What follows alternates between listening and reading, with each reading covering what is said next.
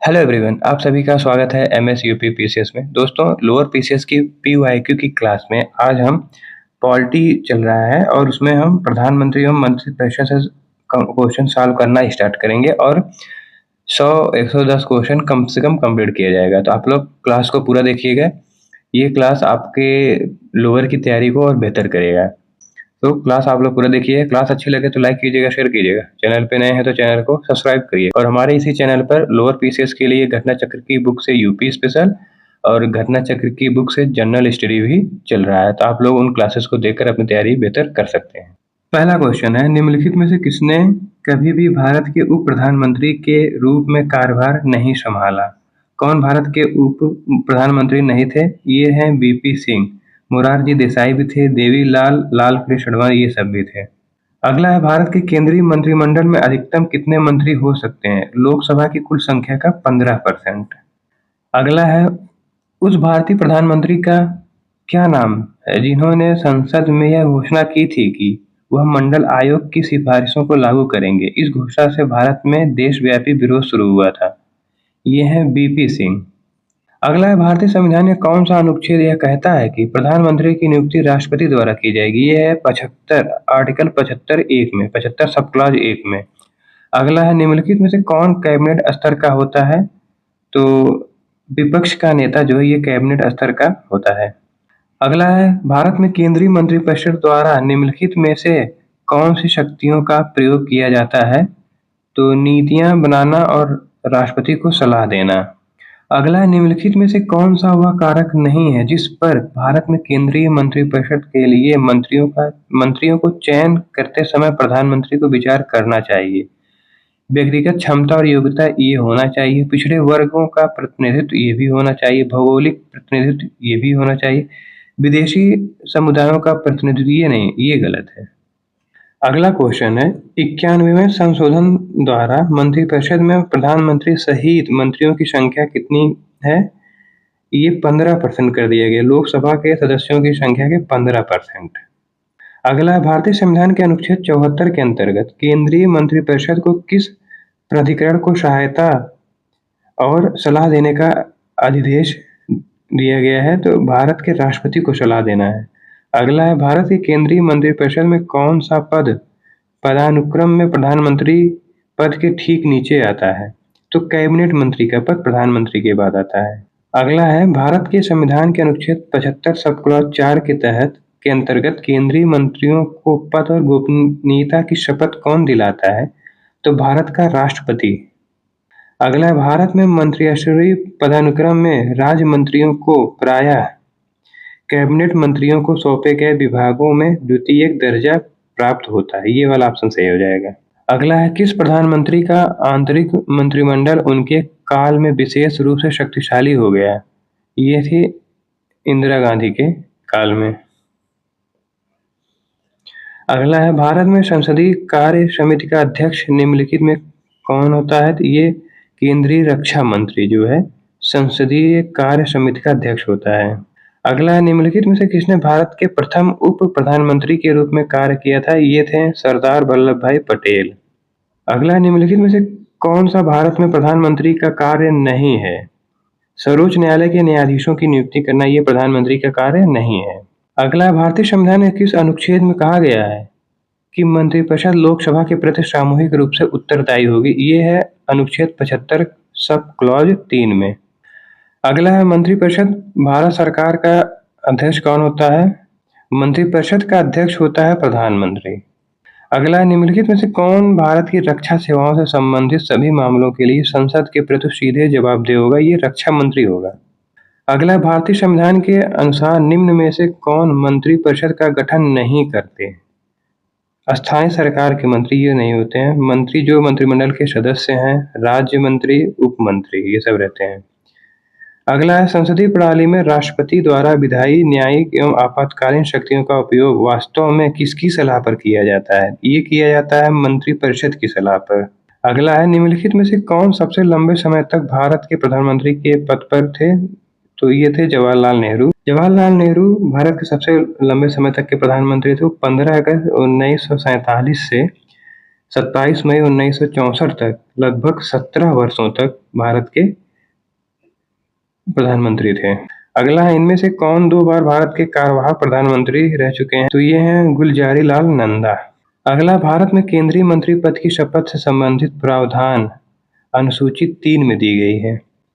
अगला है, 1996 में जब अटल बिहारी वाजपेयी पहली बार प्रधानमंत्री बने थे तो उनके प्रधानमंत्री के रूप में काम करने की लगभग अवधि कितनी थी? 2 हफ्ते। अब हमारा टॉपिक है संसद, राज्यसभा और लोकसभा। इसमें पहला क्वेश्चन है, धन विधेयक के संबंध में निम्नलिखित में से कौन सा कथन सत्य है? तो इसे केवल लोकसभा में पेश किया जा सकता है। अगला है, भारतीय संविधान के अनुसार निम्नलिखित में से कौन सी शक्ति राज्यसभा के पास नहीं है? तो संविधान में संशोधन करने का अनुमोदन करती है, तो संशोधन दोनों सदनों में किया जा सकता है। गैर धन विधेयकों पर विचार और अनुमोदित करती है और धन विधेयकों में संशोधन का सुझाव देती है, ये भी राज्यसभा के पास है। प्रस्ताव और संकल्प प्रस्तुत करती, ये भी है। संघीय संसद को राज्य सूची में सम्मिलित विषयों पर कानून बनाने की शक्ति देती है, ये भी। इसमें चारों ऑप्शन जो है ये इसकी शक्ति राज्यसभा के पास है। अगला है, ये खाली जगह भरना है। संसद सदस्यों के बीच आचार संहिता लागू करता है आचार समिति। अगला, मंत्री द्वारा प्रस्तावित विधेयक को क्या कहा जाता है? सरकारी विधेयक। अगला, भारतीय संविधान के अनुच्छेद 170 में कहा गया है कि राज्य विधानसभा में अधिकतम 500 सदस्य और न्यूनतम 60 सदस्य हो सकते हैं। इसमें देखिए कुछ अपवाद हैं, जैसे गोवा और मिजोरम में 40 सदस्य हैं, सिक्किम में 32 सदस्य हैं। अगला है, भारतीय संसद द्वारा संसदीय कार्यवाही की वास्तविक समय में बहुभाषीय अनुवाद को सक्षम करने के लिए प्रारंभ किए गए AI संचालित डिजिटल प्लेटफॉर्म का क्या नाम है? ये है संसद भाषिनी।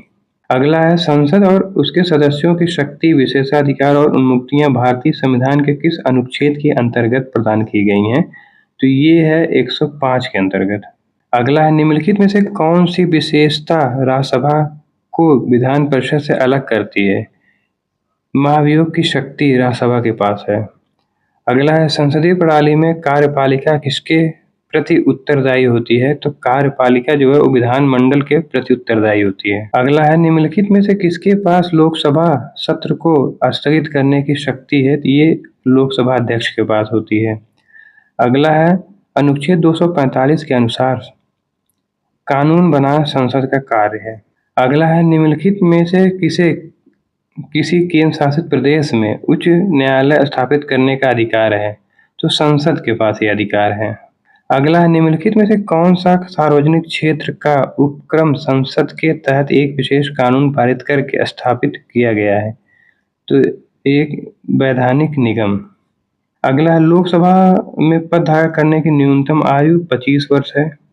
अगला है, लोकसभा में मतदान करते समय टाई की स्थिति में स्पीकर के पास वोट डालने का अधिकार होता है। जब मत बराबर होता है तो स्पीकर वोट डालता है। अगला है, निम्नलिखित में से कौन सी संस्था देश के वर्तमान नियमों में परिवर्तन कर सकती है? तो है संसद।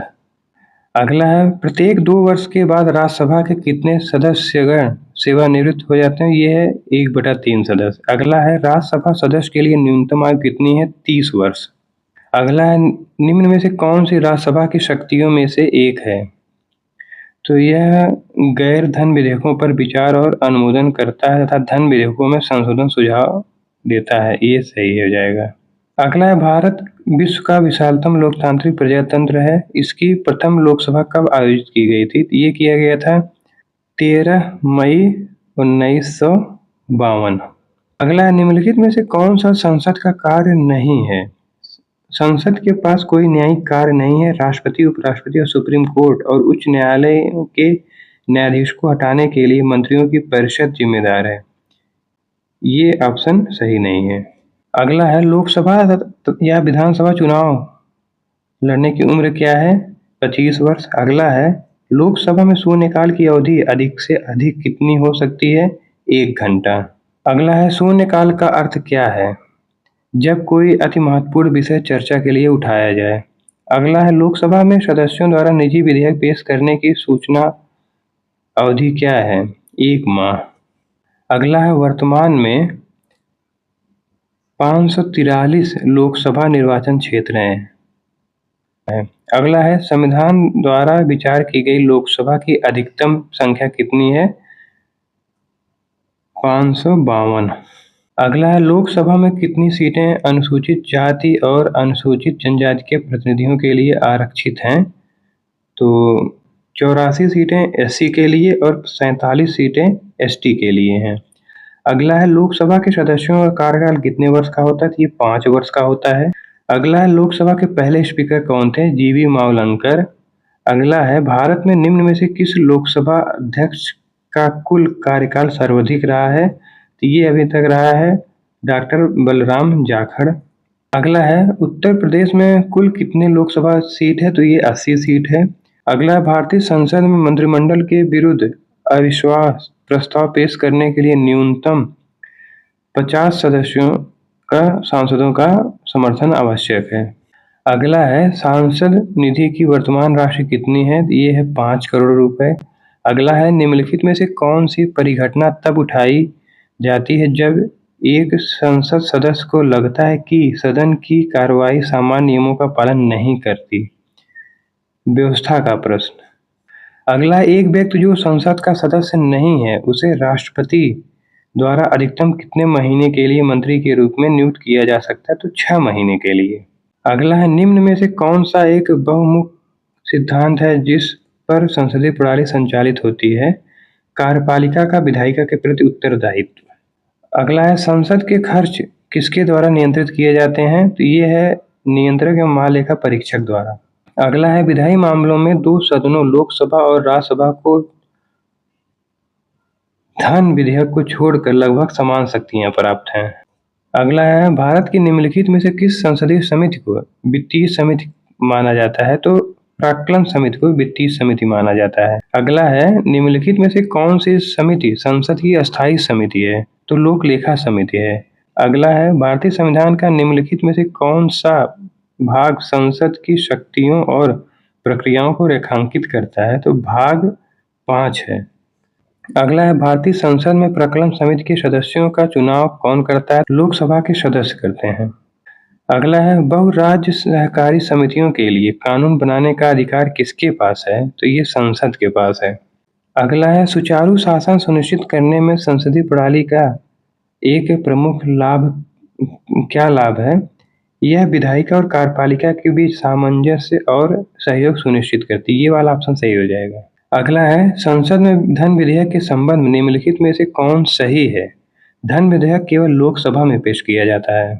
अगला है भारत के राष्ट्रपति द्वारा राज्यसभा के कितने सदस्य मनोनीत किए जाते हैं? तो 12 सदस्यों को मनोनीत करता है।